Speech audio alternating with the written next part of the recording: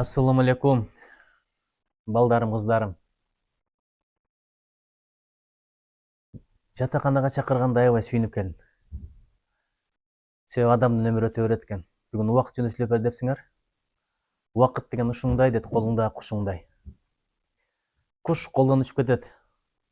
Кээ бир куштар бар, сага түлкүнү тутуп берет, качкулакты тутуп берет. Кадимкиде эле мурда мүнүшкөрлөр куштарды таптап алып, ошону менен ууга чыккан. Анан бирдеме тутуп келген, ошо кирешеси болгон. Үй бүлөсүн баккан, элин журтун баккан. Сенин убактың ошондой убакытпы же жөн эле учуп кеткен убакытпы? Кудай жөн эле учуп кеткен убакыттан сактасын. Бирок күндөр өтө берет экен, өмүр өтө берет экен. Жаштарды көргөн сайын мен өткөн күндөрүмдү ойлойм. Анан бир карасаң эле убакыт өткөн болот. Студентсиң, студент болгондон кийин окууну бүтүп калган болосуң, жумушта жүрөсүң, анан үйлөнүш керек болот, анан үйлөнөсүң, анан бала бакыра багыш керек, анан карьера, анан бизнес кылыш керек. Ушинтип жүрүп эле карасаң чачыңа кара баштайт, сакалыңа кара баштайт. Көзгөдөн карасаң өзүңү баягыдай эле ойлой бересиң, бирок мындай карасаң досторуңдун балдары үйлөнүп аткан болот. Досторуңдун кыздары турмушка чыгып аткан болот. Ошондо билесиң өмүрдүн өтүп баратканын. Бирок бир парадокс нерсени айтып берейин. Өмүр өткөн сайын эки нерсе жашарат экен. Биринчи дүйнөгө болгон каалоо жашарат экен, экинчи узак жашоогусу келген каалоо жашарат экен. Адам өлүмдү каалабайт экен, өмүргө тойбойт экен. Ооруп аткан адам деле өлгүсү келбейт. Ошон үчүн операциядан операцияга, лечениядан леченияга барып жүрөт. Ошон үчүн убакыт деген ушунчалык кымбат нерсе. Азыр силерди көргөндө мен өткөнүмдү ойлоп атам. Эмне себептен дегенде, эки нерсе жашарат экен. Бул дүйнөгө болгон каалоо, анан өмүргө болгон каалоо, анан эки нерсе картайбайт экен. Жүрөк картайбайт экен, анан жүрөктөгү сезимдер картайбайт экен. Жатаканада мен досторум жашайт эле, ары бери өткөн сайын ошолорго тийип турат элем. Алар менен өткөзгөн убакыт ушундай кымбат, кызыктуу эле, бака шака сүйлөшөсүң, өткөн кеткенди айтасың, каткырасың. Албетте, азыр ойлосом, кээде пайдалуу, кээде пайдасыз өттүр, бирок ошол достор мага өтө кымбат достор. Анан жатаканадагы күндөр эсте кала турган күндөр. Мисалы, квартирада мындай жашоо жок. Ар ким өзү менен өзү, 4-5 адам чыгып алат, бирин бири тааныйт, акча бөлүшөт, акча топтойт, күнүгө дежурство, башка. А бул жакта эл менен биргесиң. Кыргызда бир сөз бар го, эл менен болгон адам, эл менен болсаң адамсың, элден чыксаң жамансың деп койт. Азыр эл менен чогуу болгон өтө жакшы нерсе, анткени дүйнөнү ушинтип тааныйсың. Адам менен мамиле курган өтө кымбат нерсе. Жаш баланы карасаң, биринчи эмне кылат? Биринчи жалгыз ойнойт. Тили чыккандан бирөлөр менен ойной баштайт. Бүгүн мен бала бакчага кызымды алып бардым. Анан сурадым, бирөө менен ойноп атабы десем, жок, өзү менен өзү ойнойт экен дейт. Кыздар негизинен ошондой болот экен, көпкө чейин. Өзү менен өзү ойнойт экен, а балдар тили чыкпаса деле ойной берет экен. Суу чатышып, атышып, күрөшүп. Анан ойногондун эки түрү бар экен. Кыздар башкача ойнойт экен, балдар башкача ойнойт экен. Кантип дебейсиңерби? Балдар урушуп кетсе деле оюн токтобойт экен, уланып кете берет экен. А кыздар урушкан жерден оюн токтойт экен. Ага чейин жакшы болуп бирине бири белек берет. Билесиңер да, муну алып ойной бер, айкөл болуп кетет, бирок урушуп кеткенден кыздар бергенин сурап алып кетип калат экен. А балдар бергенин сурабайт экен. Кичинекей кезден баштап эле өзгөчөлүк болот экен. Кызга КамАЗды берсең, ороп алып бала кылып ойнойт экен, балага клукаланы берсең, КамАЗ кылып ойнойт экен. Айырмасы ошол экен да. Табиятыбыз эки башка болот экен негизинен. Анан ошентип отуруп өмүр башталат. Өмүр башталганда адам негизи эле шашат экен. Биринчи ордунда турсам деп шашат экен. Анан ордунда турсам деп шашат экен дагы, ордуна тургандан кийин бассам деп шашат экен. Баскандан кийин чуркасам деп шашат экен. Бирөөнү карап шашып кете берет экенбиз да.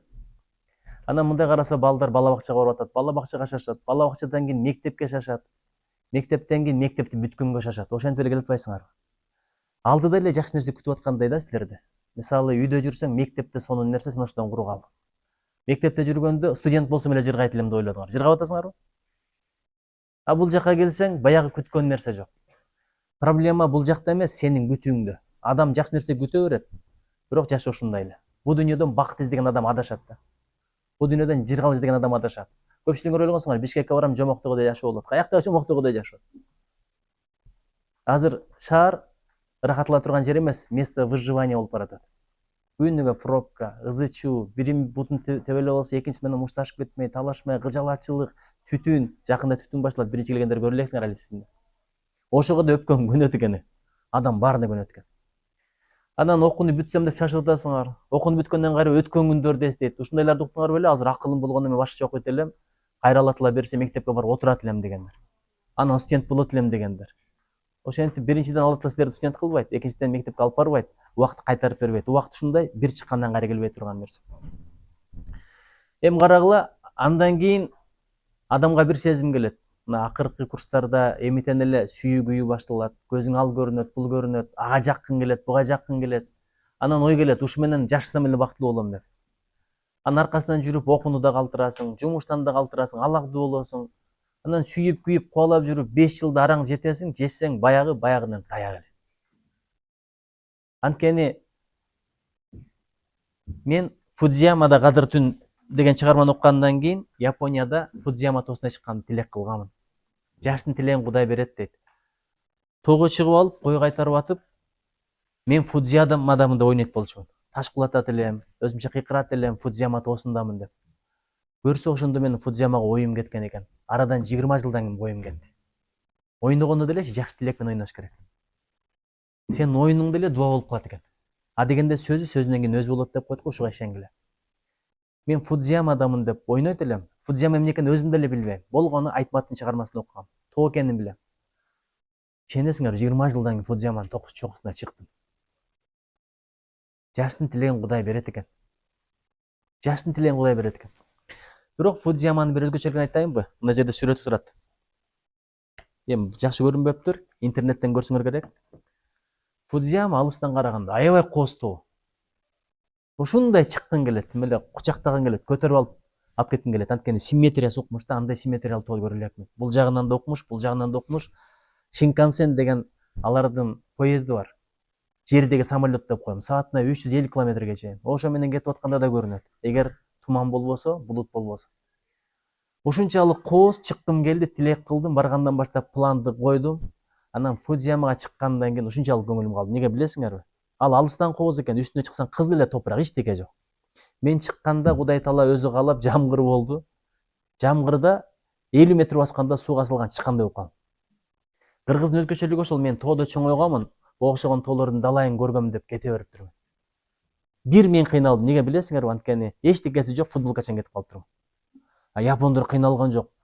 Алардын үстүндө пленкадан плащтар бар эле. Буттарында өтүктөр бар эле, колдорунда зонтик, жамгыр өтпөгүдөй чатырдан материалдар. Көрсө япондор пландай иш кылат экен. Алар изилдеп иш кылат экен. Ошол күндөгү погоданы, күн аба ырайын окуптур, билиптир, анан даярданып чыгат экен. А кыргызга баары бир. Кеттикпи, кеттик. Бир жагы жакшы, бир жагы жаман. Ошон үчүн пландап иштеш өтө маанилүү. Ошондо мен бир нерсени тилек кылгам. Шамал ушунчалык катуу, жамгыр катуу жаап атат. Августтун 31-и, эгемендүүлүк күнү карата чыгам деп ойлогон элем. Жерде, түптө, түз жерде августтун 31 болгону менен Фудзияманын башында ноябрдын башы экен да. Бийиктеген сайын Кудайдын кудуретін кара, күнгө жакындайсың, бирок суук болуп кете берет. Акылга салсаң, күнгө жакындаганда ысыш керек да. Ошентип отуруп суук болуп кете берди, үстүмдөгү кийим суу болуп калды. Жамгыр болсо ал жактан нөшөрлөт, фую деп коет япон тилинде. Биздегидей себелебейт. Укмуш жаады, бул жактан кирген жамгыр бияктан чыгып кеткен. Аркага жол жок болуп калды. Чыгам деп чыкканмын, эгер чыкпасам арманда калат элем. Бир үмүт менен кетип атам. Бир үй бар деди, бир 5-6 үй бар деди. Ал жакка барсам киргизбей койду. Анткени акча төлөп кириш керек экен. Корголоюн десем, бир дарак жок. Себеби убагында вулкан атылган экен, вулкандан кийин бүт бар күйгүзүп кетет экен, эчтеке чыкпайт экен. Чөп да жок, сөңгөк да жок. Үстүнө чыксаң эчтеке жок, шамалдан да коргоно албайсың. Анан оюмда Кыргызстандын туусун көтөрүп, Кыргызстан деп кыйкырам. Мен өзүмдү видеого тартам, ошону анда азыркыда Инстаграм жок. Эстелик кылам да Кыргызстанда көрсөтөм деген тилек менен чыкканмын. Ошентип отуруп 5-6 саат араң чокуга чыктым. Чыгып түздү карап туралы десек, түз эмес, 5 метр нар жакта киши көрбөйт. Ошончолук туман. Менин ниетим өзү бузулган экен да. Мактанганы чыккан экен. Анан түшүп келатканда кийин да бир чыгабызбы деп Назым деген шеригиме айтсам, Кудай сактасын деди. Ошондо түшүндүм, Фудзиямага бир чыккан адам, бир чыкпаган адам келесо дейт. Бирок 2 жолу чыккан адам андан өткөн келесо экен. Өздөрүнүн сөзү япондор. Айтайын дегеним, Фудзияма алыстан башкача, үстүнө чыкканда такыр башкача. Турмуш да ошондой. Сен бүгүн идеал туткан жигит, сен бүгүн укмуш деген кыз, үйлөнүп жашай келгенде Кадимки эле. Аны ойлойсуң мындай түкүрүгү чыкпаса керек деп. Ошондой эле түкүрүгү бар. Ооруп атканда көрөсүң, чачын тарабай турганда көрөсүң, бетин жуубаган учурда көрөсүң, көчөдөгү макияж ал башка. Жини келип турганда көрөсүң, анча мынча ыйлап турганда көрөсүң, кайгырып турганда көрөсүң, ызылдап сөзүн көтөрө албай турган учурда көрөсүң, бала менен көрөсүң, жүдөп турганда көрөсүң. Анан карасаң баягы эле жашоо. Бирок романтика ошондо экен да, бириңе бириң бооруң ооруганда экен. Бириңе бириң жардам бергенде, бириңин көңүлүн бириң көтөргөндө. Көпчүлүк аялдар, көпчүлүк кыздар турмушка чыккандан кийин көп капа болот. Эмнеге мага гүл алып келип бербейт? Мага көңүл бөлбөйт, мага убакыт бөлбөйт. Бирок бир дегенди түшүнгүлө. Эркектин сени багам деп жүргөнү ушул чоң романтика. Сага кийим алып берем, балдарымды багам, азыктандырам, акча топтоп бир жака алып барып келем. Ошол ниеттин өзү романтика экен. Ушуну эске албайт экенбиз да. Ошон үчүн дайыма жакшы ойлой берели. Адамдын мамилесин бузган нерсе бул жаман ой болот. Келечекте турмуш курасыңар. Эркектерди биз ушундай тарбиялап койгон, аял кылат, эркек кылбайт деп. Ошон үчүн эркек келет дагы колго пультту кармап туруп, диванга жатып алып, чай кыл деп коюп, тамакса деп коюп, телевизор көрөт. Биздин убактагылар ошондой, азыркы аялдар антырбай калды дейт го. Анан аялдар деле унчукпай тамак жасай берет, бирок ой кетет экен да. Ушинтип эле жата береби? Эмне, экөөбүздүн тең эле эки колубуз бар, бир жашообуз бар. Жардам берип койсо болот эле да. Далдайган сенин. Унчуккан жоксуң, бирок ошол ой тиги кадимкидей билинет. Үйгө кадимкидей таркайт. Балаң да сезет, күйөөң да сезет, өзүң да сезесиң. Жаман ой биринчи өзүңдү жок кылат, андан кийин башкаларды жок кылат. Ортодогу мээримди, сүйүүнү, мухабатты жок кылат. Ошон үчүн жөн эле ачуулана бербей, ачык эле сүйлөшүш керек. Кичине жардам берип коесуңбу дечи. Ачык сүйлөгөн жакшы. Ичте камалган нерсе жүрөктү эзип коет. Ошон үчүн берекелерим, айтайын дегеним, үйлөнсөң деле, анан үйлөнгөндөн кийин балалуулукка чачасың. Анан балам басса дейсиң, басса эле проблема түгөнөт деп ойлойсуң. Жок, баскандан баштап проблема башталат да, тияка басып кетип калат, бияка басып кетип калат. Өткөндө мен кызымды бир аз ойнотуп турдум, аялым бир жака кирип чыккан чакта. Ал светофорду билбейт экен, машинаны билбейт экен, урган бойдон кетет, ушу вратарыбыз бар го? Футболдо ошондой болуп отуруп да, мынтипчи. Диңкилдеген бойдон кетет экен бала. Бул жакта Советский көчөсү, Абдрахманов көчөсү. Машиналар эми ызылдап өтүп атат. Ошондогудай эгерде дыккат болсоң, ошондогудай внимательный болсоң, укмуш эле адам болот экенсиң. Бала үчүн ушинтип эткенсиң да, болбосо мен андай деле адам эмесмин негизи. Анан басат, баскандан кийин окугандан кийин дагы проблема. Проблема түгөнбөйт, бирок ошол проблема бактылуулук проблемасы. Элестетип көр, азыр контракт акча табышым керек. Бул өтө сонун нерсе. Кээ бир адамдар контракт эмес, боорун алмастырганга акча издеп жүрөт. Бөйрөгүн алмастырганга акча издеп жүрөт. Ошон үчүн жакшылыкка акча издеп атканда эч качан кызмат болбогула. Кредит жабайын деп акча издеп жүрөт. Үйүн алдырып ийбейин деп акча издеп жүрөт. Анан экөө ажырашайын деп келип, эмне болду десе, аялынын сөзүн караңыз. Алымга айтып атат. Үй алып элекпиз дептир. Квартирадан квартиралап жүрөбүз. Ортодо бала, кыжалатчылык. Аякта эми жашап келгенде бияка кубалайт, биякта эми жашап келгенде ал чыгарып ийет, анткени кымбатыраак бирөө төлөсө, бар бир адамдарга, ландлорд деп коет, үй ээлери. Анан балаң ыйлайт экен деп чыгарып ийет. Ошого аябай тажадым. Үй алып бериш эркектин милдетиби? Милдет. Эркектин жообу мындай экен.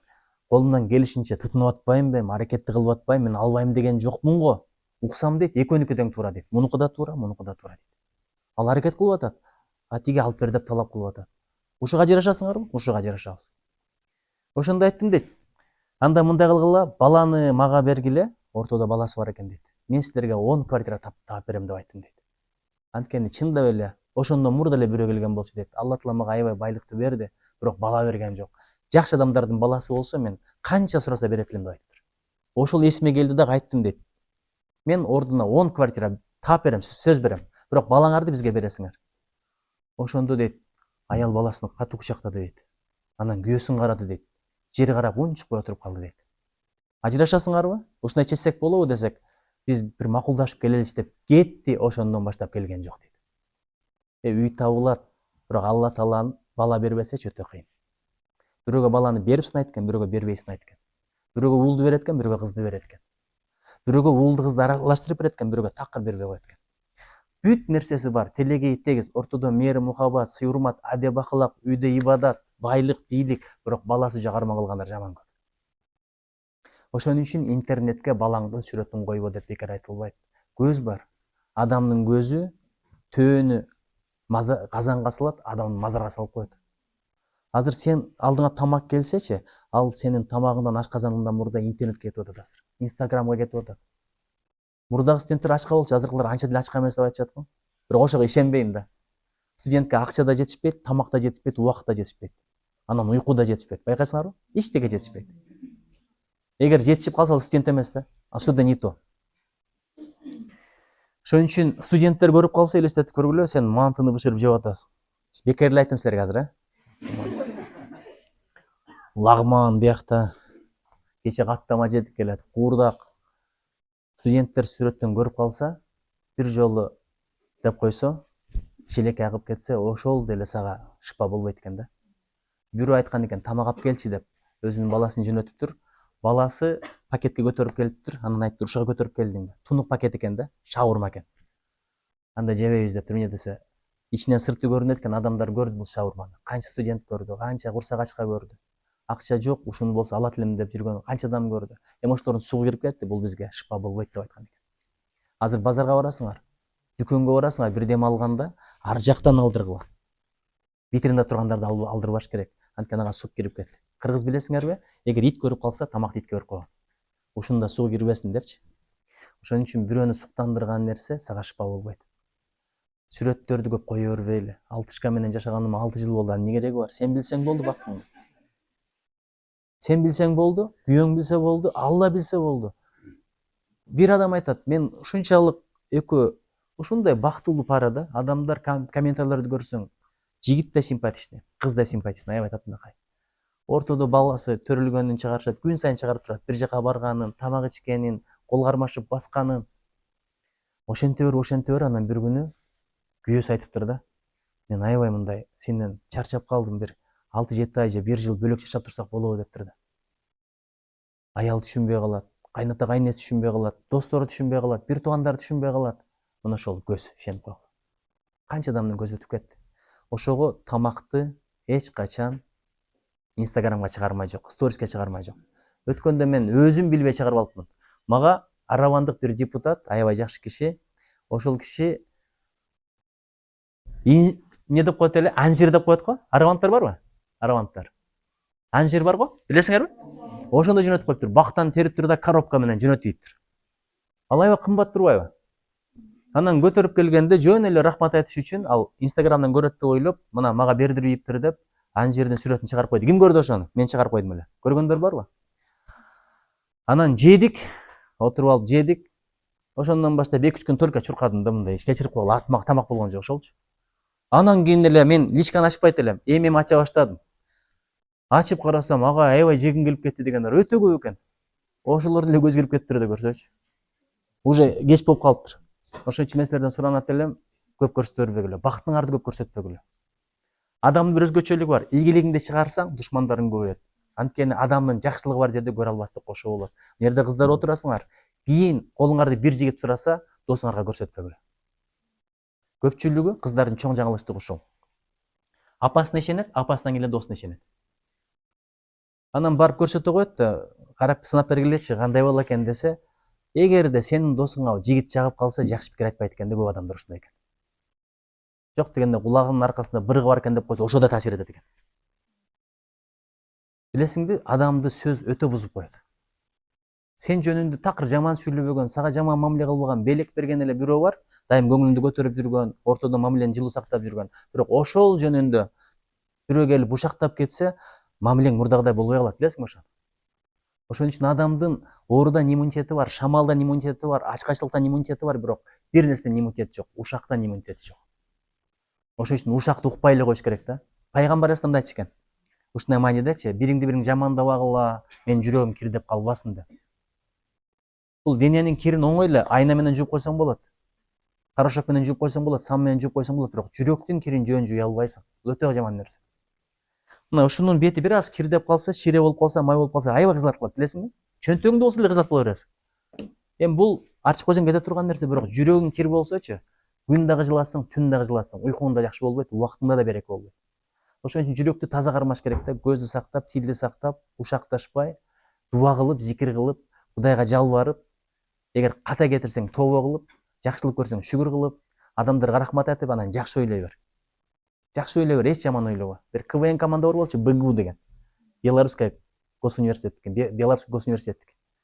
Ошолордун бир оптимисттер деген дагы деле болсо керек, карасаңар болот. Биз оптимисттербиз дейт да. Концерт коебуз дейт. Эч ким келбей койсо эмне кыласыңар? Ага да кап болбойбуз дейт. Анан адамдар келсечи, аз келсе, ага да кап болбойбуз дейт. Эч ким келбей койсо эмне кыласыңар дейт. А бирок концертиңерде дейт, бирөө силерди помидор менен урсам эмне кыласыңар десе, ал дейт витамин дейт. Анан экинчиден дейт, эгерде концертибизде бирөө бизди помидор менен урса, значит бирөө жарым келиптир да деп атпайбы, көрдүңөрбү? А сиз эч ким келбесе деп атасыңар. Ушундай бир оптимист болуш керек да.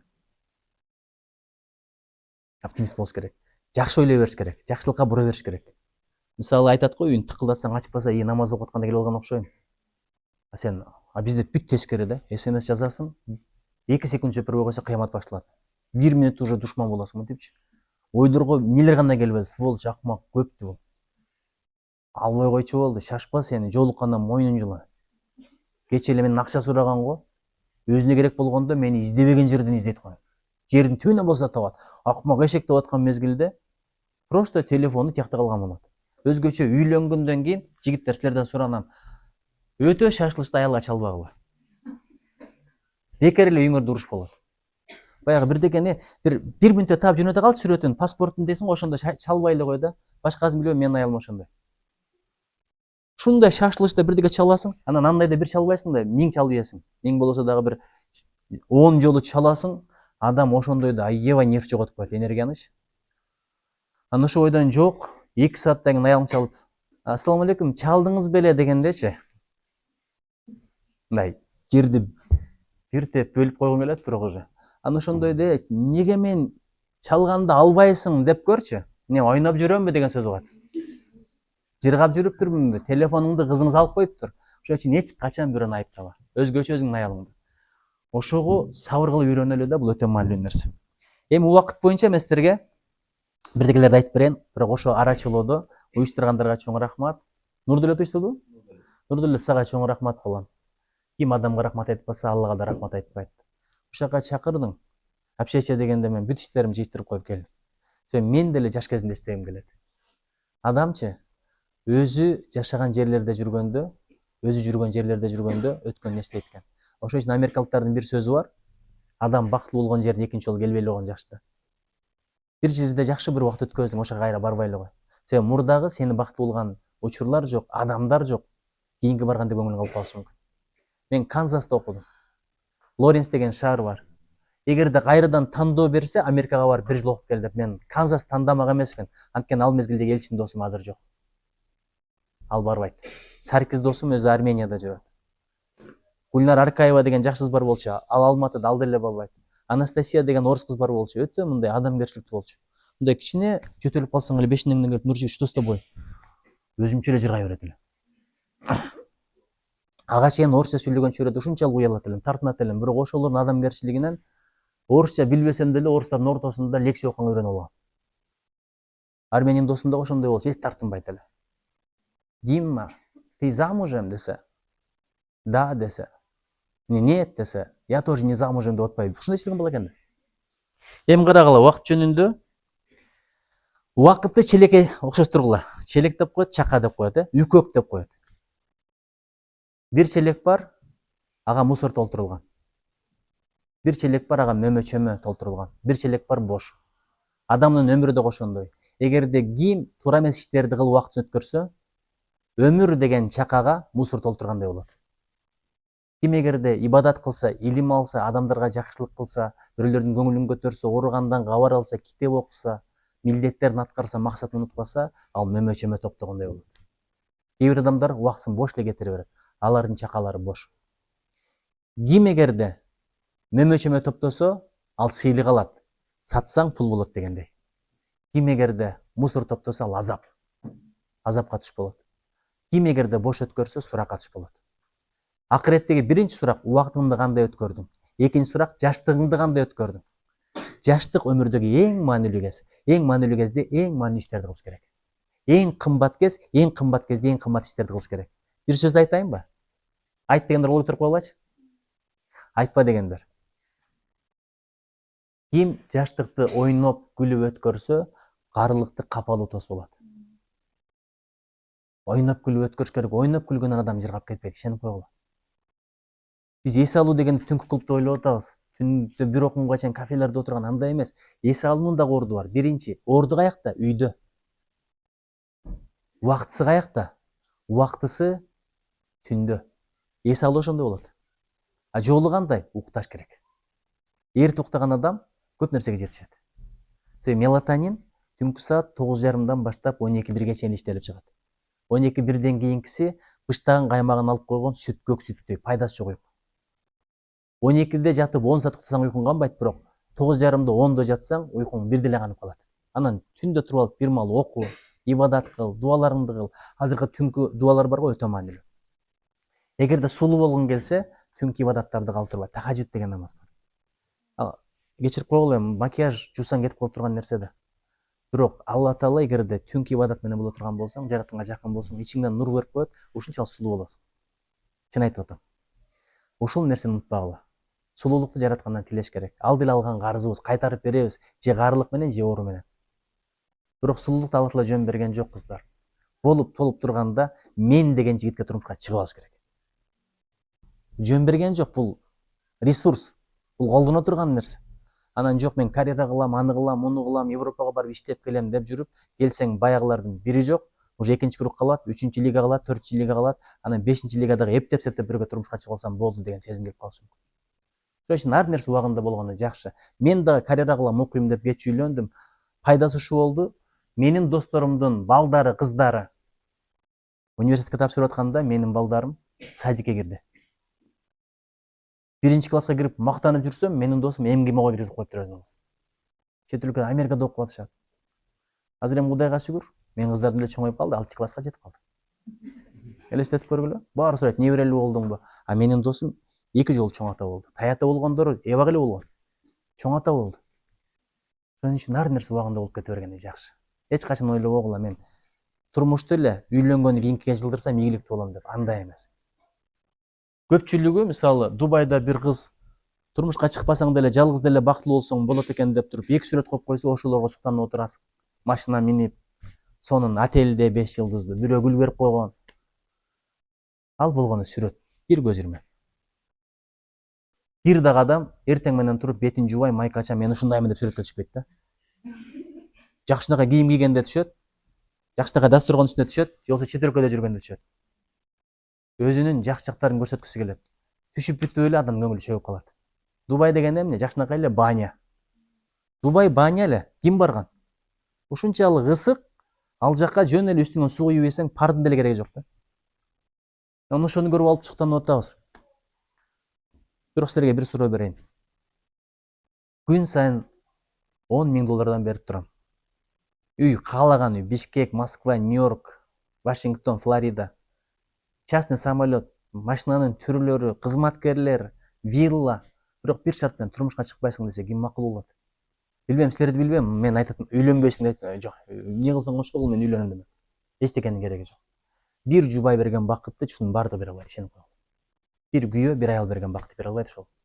Ошого менин бир сөзүм бар, айтайынбы? Эстеп калгыла. 1000 Дубайдан бир жубай. 1000 Дубайдан бир жубай. Кайталап койгулачы. 1000 Дубайдан бир жубай.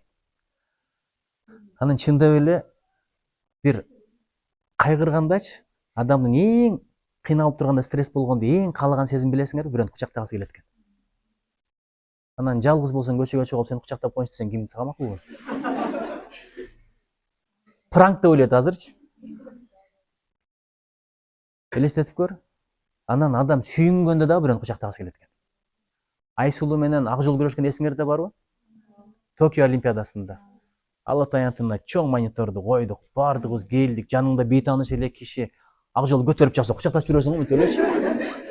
Бүткөндө карасаң башка эле бирөө, бияктагы жакшы үй экен эмес. Ушундай экен да, ошон үчүн жаныңдагычы. Анан кээде турмушта болот, казан аяк кагышат мындай. Ачыңды чыгаргың келет. Ошондо деле аялыңа шашасың. Аялың деле сени күтөт. Бир ачуусу чыгаргысы келсечи, анан кимди күтсүң? Көчөгө чыгып бирөөдөн чыгарсың. Бул деле романтика, ишенип койгула. Ошон үчүн өткөндө айтпадымбы? аял нервке тийиш үчүн жаралган десем аны аябай таркат дейишти. Бирок ал нервке тиейин деп тийбейт да, аялдын табияты башка. Мына эркектер кийин көрөсүңөр. Аял бир деген сурай берет. Өткөндө бир кудул айтып атпайбы? Автобуста баратам дейт. Бирөөч телефон чалып калды. Анан сүйлөшүп бүткөндөн кийин жанымдагы бейтамын эле кыз сурап атат дейт. Кийим деп коет дейт. А мен да отчет бере баштапмын, аялыма отчет берген дейт. Бүтүп алып туруп карасам, окуйсуз. Эмне сурап атасың десем, ой кечирип коюңуз деп коет дейт. Табияты ошондой экен деп көрсө. Баягы үйлөнгөндө каяка бардыңыз? Эмнеге бардыңыз? Ким менен бардыңыз? Ал деген ким дей берсе, жиним келет эле, эмне прокурорсуңбу? Көп сурабачы деп. Мен кийин билбедимби, көрсө аял жөн эле сурап коет экен. Баары билгиси келет экен, ошол эле экен. Ал текшерейин эле ой жок экен. Кыска жооп берип кой. Анан аялдардын бир проблемасы ушул, эркек туулган күнү 8 мартта же бир даталуу күндөрү, үйлөнгөн күндөрү өзүнчө эле мынтип отурат эмнесе, бүгүн өзү билип мага бир сюрприз кылат деп отура берет экен. Ишенип кой, күйөөң аны унутуп калган. Качан эстейт, сени көргөндө эстейт. Же эстесе дагы бир торт менен кирип келет, а сен андан бриллиант күтүп аткансың. Же бир жакка чакыруу Дубайга. Же жок деген умрага алып барып келет. Же болсо бир сертификат менен кафеге барабыз. Же болсо шуба алып берет деп отурасың, торт менен келип бетиңе бир котур чай даярбы дегенде өлгүң келет да. Анан өлгүң эмес, өлтүрүп туруп анан өлгүң келет. Ошентип отуруп, көп адамдар туулган күнү аябай бактысыз, байкасаңар. Көп адамдар ошондон ажырашып башталат экен. Бирок бир дегенди билгиле, эркек өзү эч качан билбейт. Гүл алгың келеби? Бүгүн гүл көтөргөнчө кел, экөөбүз үйлөнгөн күндө эле айтып кой. Кстати, мен гвоздиканы жакшы көрөм, жалаң роза болсун. Ошентип эле коюш керек, ачык айтыш керек да. Өзү билет десең адашасың. Мага окшогон бирөө болсо точно адашасың. Аялым мына эми көнүп калды. Болорун айтат, неме, кофе ичким келип атат. Кстати, үйлөнгөнүбүзгө анан өткөндө бир демеден улам үйлөнгөн күнүм эсиме түшүп кетпеди. Эртемен туруп эле бир деген улам 18-июль. Анан чалып ийдим. Аялым ошо күнү кечке мондо жүрбөдү. Ал башка жакта болчу. Ушундай бактылуу, эстедиңизби ушул күнү, унуткан жоксузбу? Кантип эстеп калганын өзүм да билбейм. Өмүрүмдө биринчи жолу быйыл эстедим. Мен дейт, күтүп дейт бир 2-3 мүнөттөн кийин чалайын деп аткам дейт, эртең менен туруп. Бирок сиз чалганыңыз мага ошончолук, ошон үчүн үйлөнгөн күндөрдүчү азыр жакшы го мынага. Будильникке коюп койсоңор. Жыл сайын бирден эстетип коет. Туруп алтышкам деп туруп 2 сөздү айтып туруп, ошондо аял унутпаганды баалайт экен. Жакында бир киного бардым. Аял өлүп калган, 6-7 жашар баласы бар. Ошончо мен деген жигиттердин арасынан ошону тандап атат да. Неге билесиңби? Мурдагы аялын унута албай, дагы үйлөнбөй жүргөн үчүн. Мен деле ошонун ордунда ошондой бир сүйүүнү көрөйүнчү депчи. А тиги акчасы бар, дүйнөсү бар, калган нерсесин алып берет, аны эмес, сүйүүнү тандап атат. Ар бир аял сүйүлгүсү келет экен да. Чыныгы сүйүүнү көргүсү келет экен. Ошон үчүн эркектер дуа кылгала, мындай үйлөнгөндөн кийин деле сүйсөм аялымды сүйөйүн, жакшы көрсөм аялымды жакшы көрөйүн, көзүмө бир эле аялымды көрсөтүп кой, башка эч кимди көрсөтпөй эле кой. Анткени ушундай бир заман болуп атат азыр. Көздү сактабасаң үй бүлөң бат эле бузулуп кетет. Өзүңдүн аялыңа болгон шүгүр кетип калат. Анткени айттым го, аялды ар түрдүү акыбалда көрөсүң үйлөнгөндөн кийин, бирок көчөдө баары жасанып жүрөт. Аны көргөндөн кийин шүгүр кетип калат. Бирок билип кой, качан аялдын кадырын билет? Аялдан ажырагандан кийин. Качан күйөөнүн кадырын билет? Күйөөдөн ажырагандан кийин. Студенттик күнүн кадырын качан билесиң? Студенттик күндөрү кеткенден кийин. Адам жаштыктын кадырын карыганда билет. Өмүрдүн кадырын өлүм келгенде билет. Колунда бар болгондун кадырын качан билесиңерби? Жокчулукта билет. Анан ден соолуктун кадырын ооруганда билет. Жакында Сираждин деген устазыбыз айтат. Ал машина уруп кетип, авария болуп, азыр ордунда тура албай жатат да. Бирок айтат, ордуңда эртең менен мындай эле турганың өтө чоң бакыт экен дейт. Эч кимге таятпай эле дейт. Сиздердин араңарда бирөөңөр дагы азыр кайсы бутум менен турсам, оң бутум мененби, сол бутум мененби, жыгылып кетпейинби деп ойлонбойсуңар дейт да. Ошон үчүн буттун кадырын билбейт экенбиз. Көздүн кадырын билбейсиң. Көздүн кадырын көзү жоктордон сура. Эмне үчүн Дастан Бекешевдин реклама окшоп калбасын алды. Бир сөзү аябай таасир эткен да мага. Ошон үчүн берекелерим, Кудайга шүгүр дегиле. Бул күндөр эң бактылуу күндөр, эң кымбат күндөр. Мындай кымбат күндөр башка жок. Мен да ойлойт элем, студент болуп бүткөндөн кийин карьера кылам, акчам болот, жыргайм. Жок. Баары биригип келгенде жаштыктын бир күнүнө тең келбейт. Ушул күндөрдүчү ибадат менен өткөзгүлө, тазалык менен өткөзгүлө. Кандай жүрсөң бешениң ошондой бирөө түш келет, ишенип кой. Алла Таала ушунчалык адилеттүү, ыймандууга ыймандууну, ыймансызга ыймансыз деп. Кээ бир жигиттер бар, үйлөнөрдө эле ыймандык издеп калат. Кандай жүрдүң эле десе, жаштык, мастык, чапар теп койдук эле. Анда ошондой эле бирөөнү күтө бер деп айтам. Же өтө катуу дуба кыл, такыба бол, 1-2 жыл жүр, андан кийин үйлөн. Болбосо андай болбойт. Кайтар дүнүйө, жакшы кылсаң өзүңө, жаман кылсаң өзүңө, өйдө карап түкүрсөң кайра түшөт көзүңө деп коет. Бирөөгө жамандык кылып атканда билип кой, өзүңө жамандык кылып атасың. Алла Таала адилеттүү.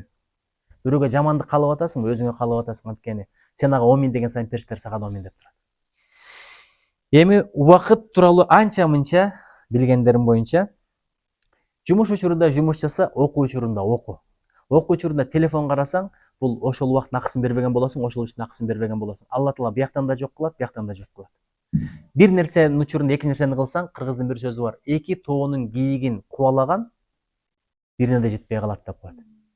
Эки тоонун чөбүн эңсеген кийик дагы ачка калат экен.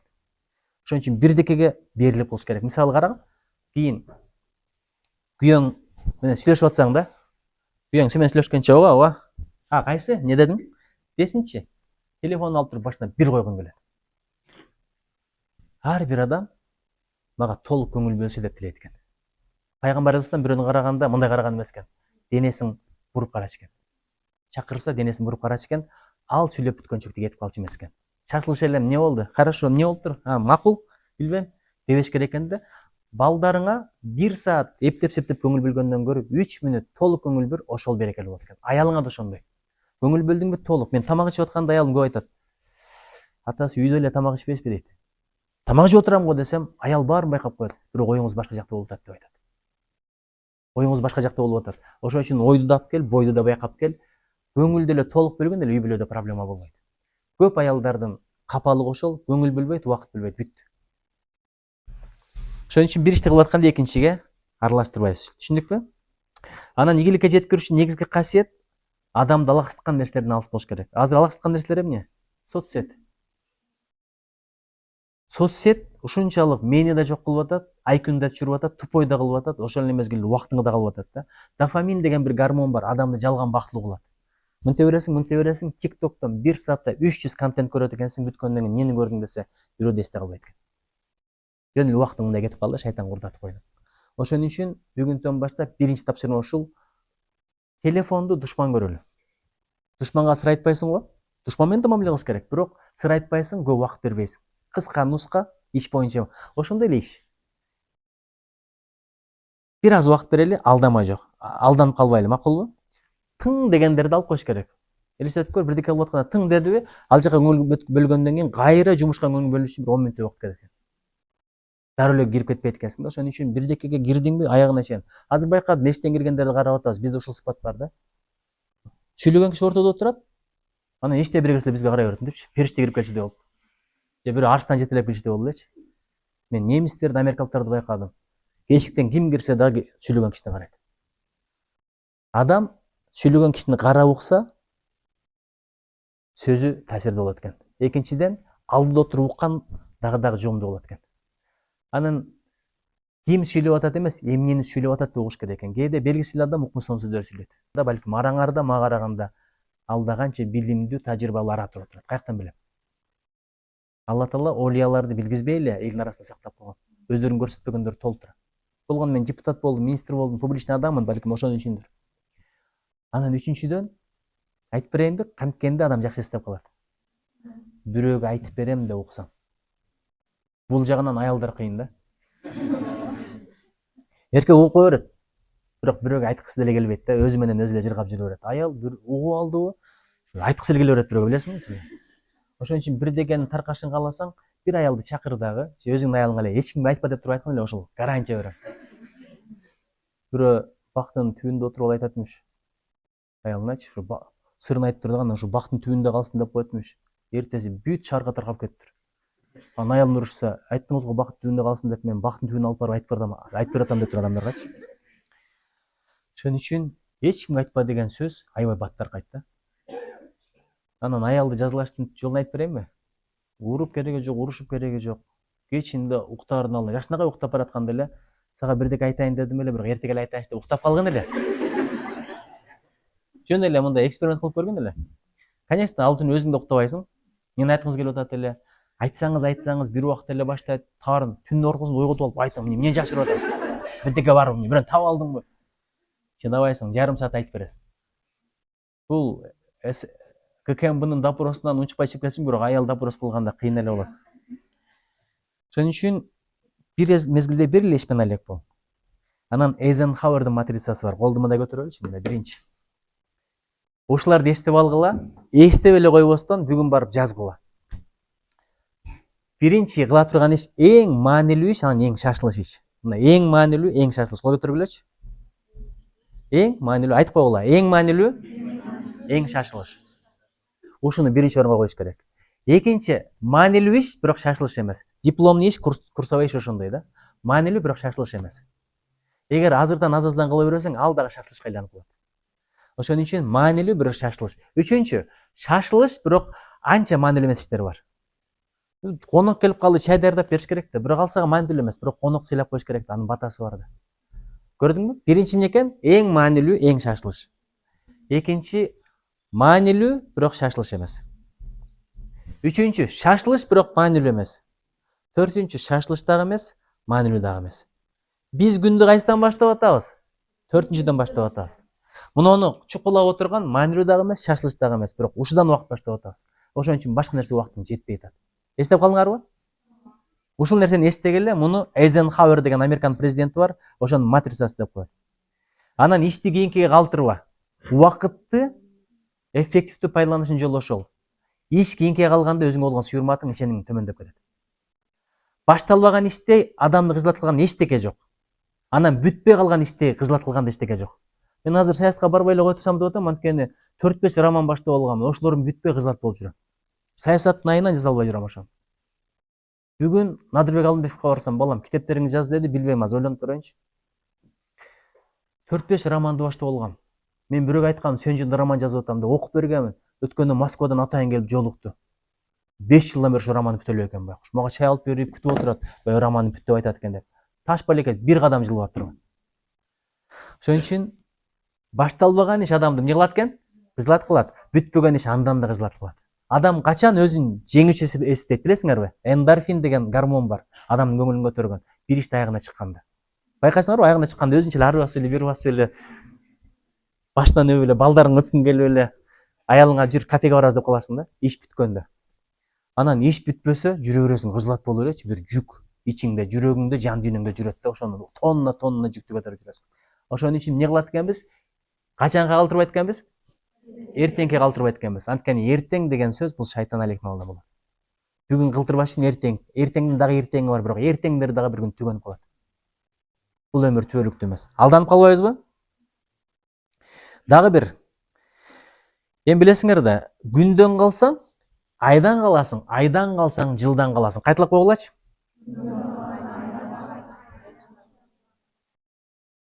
Эми кара, өмүр бүгүнкү эле күн, башка күн эмес. Есть только миг между прошлым и будущим, и именно он называется жизнь. Уктуңарбы ушуларды?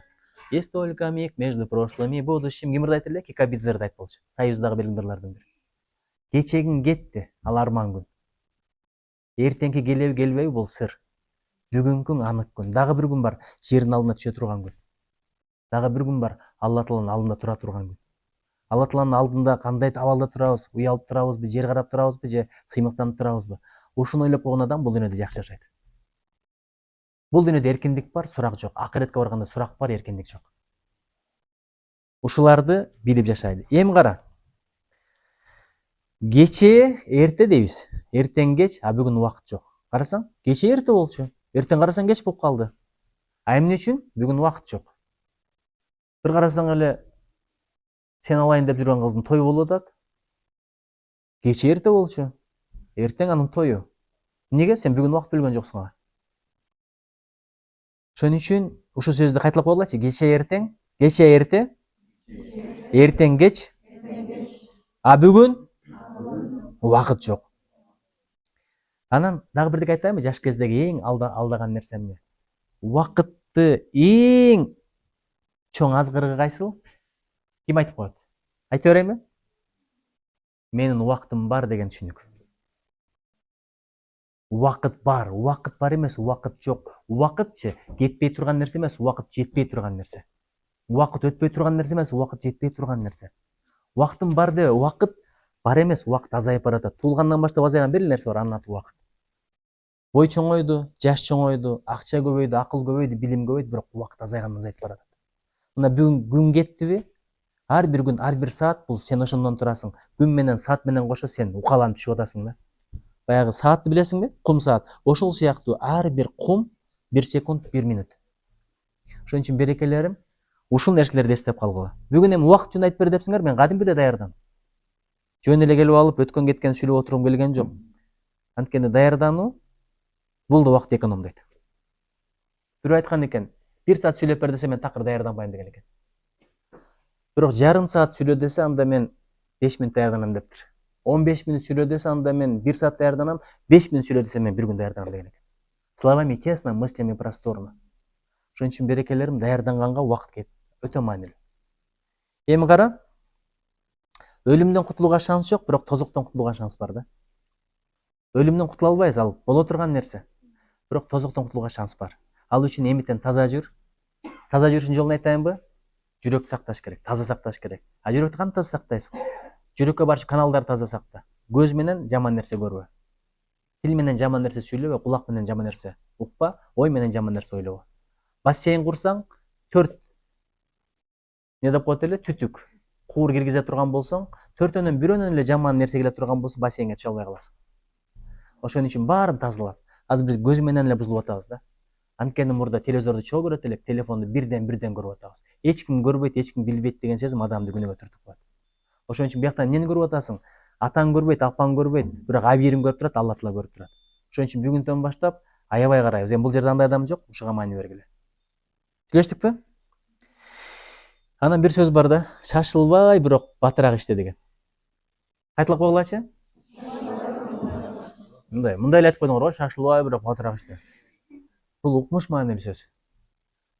Намаздычы качан чыгат убактысы дебей эле, качан кирет, ар бир нерсенин башында кылган бул өтө берекелүү.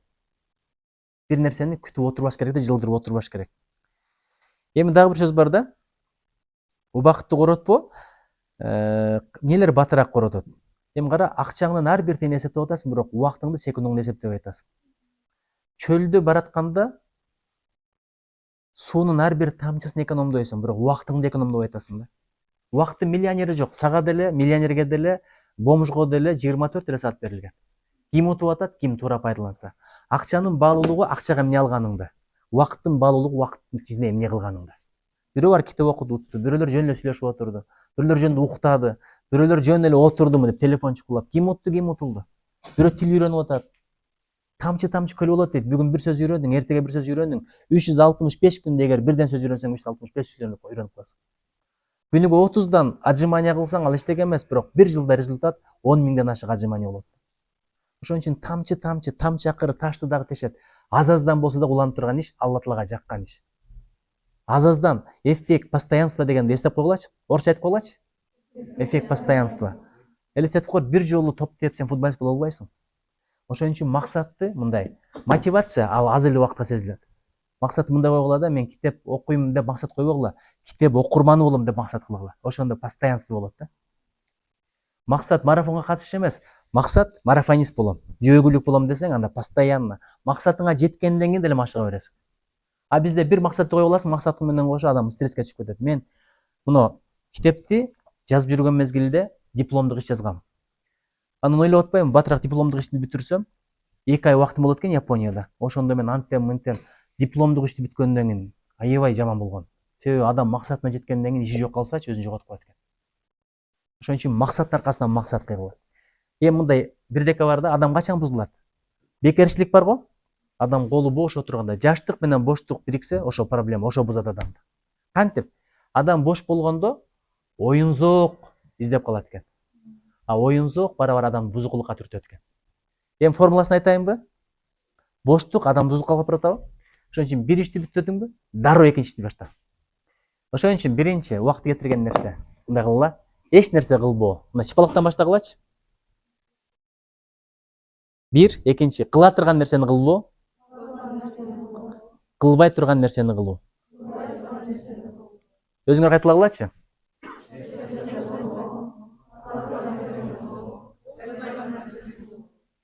Берекелерим, кылбай турган нерселерди кылып атасыңарбы? Ошол убакыттын бошко кетиши. Кыла турган нерсени кылбай атасыңбы? Ошол убакыттын бошко кетиши. Анан эчтеке кылбай отурган убакыттын бошко кеткен ошол дагы.